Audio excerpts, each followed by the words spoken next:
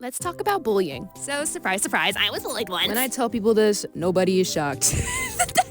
For a little bit of context, younger me was like now me. Frizzy hair, glasses, did theater, eccentric, fashionista. Basically what I'm saying is I had a giant target on my back. When people see me on the internet, they see how I dress, they see what I do, they're like, oh, this girl must be extroverted.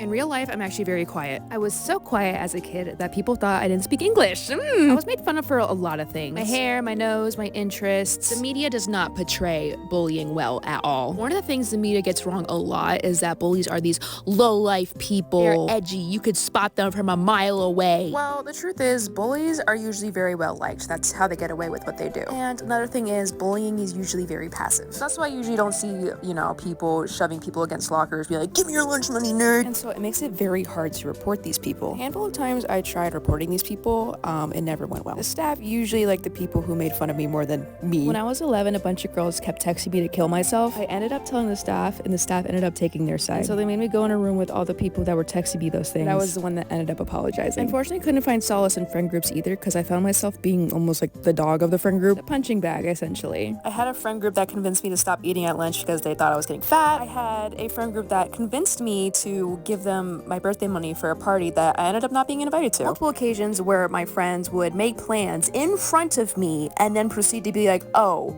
everyone's invited but you. The most common thing is I would talk and then they just laugh at me. And then, I awkwardly laugh too, like, oh, what was so funny? What did I say that was so funny? For the longest time, I was like, what am I doing wrong? Lo and fucking behold, I got my answer from a meme. I couldn't find the meme, but it was like, when the class all unifies on hating on the same person. And I was like, what the fuck? And all the comments were like, true. I was like, I've never had this experience. Like, what is everyone on about? And then I was like, oh, I was Cynthia Erivo.